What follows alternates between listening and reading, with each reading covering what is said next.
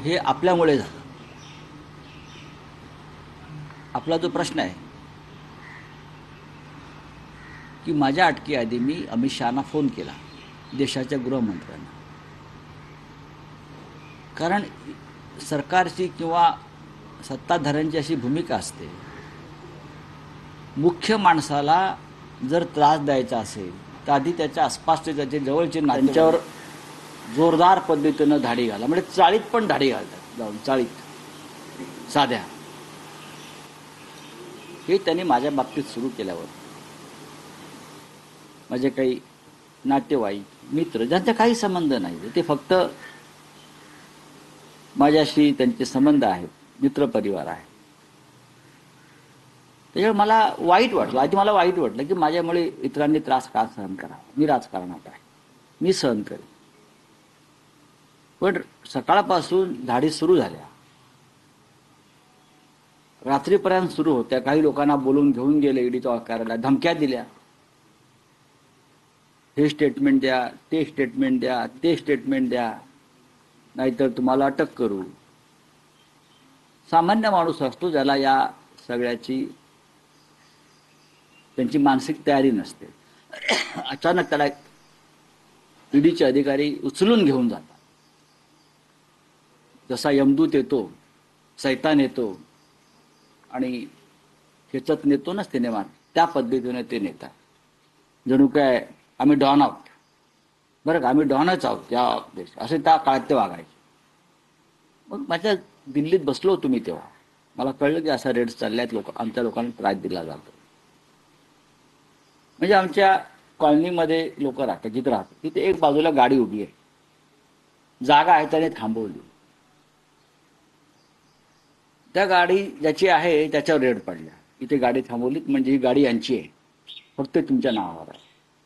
असा कोणी तपास करतो का? बकवास. याला केंद्रीय तपास यंत्रणा म्हणतात. म्हणजे त्रास द्यायचा, छळायचं सगळ्यांना. तर मी अमित शहाना फोन केला रात्री 11 वाजता. गृहमंत्री आहेत, माझ्या जवळ अनेक लोक बसले होते. म्हणजे नका त्यांना फोन, म्हणजे का नाही फोन करायचा? त्यांना सांगतोय चुकीचं करताय तुम्ही, तुमची जी यंत्रणा आहे ती चुकीची आहे. मी त्यांना सांगितलं. त्यांनी फोन केला तेव्हा ते आधी ते नव्हते, मीटिंगमध्ये होते, पण त्यांनी 4थ्या मिनिटाला त्यांचा मला रिटर्न कॉल आला आणि हाँ बोलो संजय भाई, प्रेमानं बोलो संजय भाई, आपने फोन किया था? मैं बोलो हाँ अमित भाई, मैं फोन इसलिए किया कि आप देश के गृह मंत्री हो, आप एक जिम्मेदार मंत्री हो, नेता.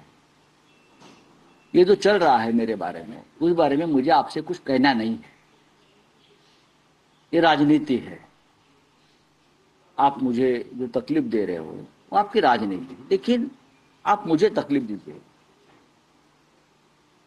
लेकिन मेरे लिए आप हमारे परिवार के लोग हैं जिनका कोई संबंध नहीं है, मेरे दोस्त हैं, उनके ऊपर रेड्स हो रहा है, उनको पकड़ कर लेके जा रहे हो आप, 10-10 घंटा बिठा रहे हो.